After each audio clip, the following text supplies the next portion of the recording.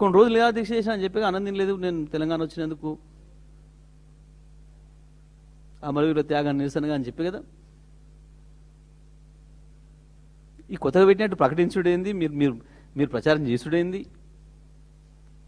చాలా ఆశ్చర్యంగా ఉంది. నిజంగానే మీకు ఇలా కొత్త పెట్టినట్టు అనిపించిందా? ఉన్నదేనా ఎప్పంచో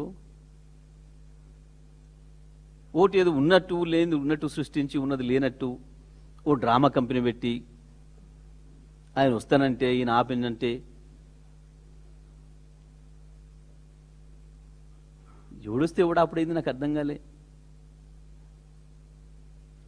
మేమే చెప్తాం ఉద్యమ సందర్భంగా కేసీఆర్ గారే చెప్పిండ్రు.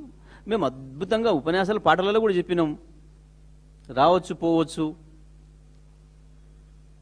రొయ్యలు అమ్ముకోవచ్చు, బియ్యం అందుకోవచ్చు అని చెప్తే కొత్తగా వచ్చేదేంది, ఇప్పుడు కొత్తగా పెట్టేదేంది? పుట్టి పెరిగిందే ఈడ, తిన్నదే ఈ తిండి, తాగేది ఈ నీళ్ళు, ఆ శరీరం అంతా నిర్మాణమైంది ఈ తెలంగాణ సొమ్ముతోని. కొత్తగా అయ్యేదేంది, కొత్తగా వచ్చేదేంది? ఎవడో తిక్కలోడు మాట్లాడతాడు తెలియలేక, ఈ రావద్దు ఆడికి రావద్దు అని, లేదా మ్యాచ్ ఫిక్సింగ్లో మాట్లాడుకుంటారు.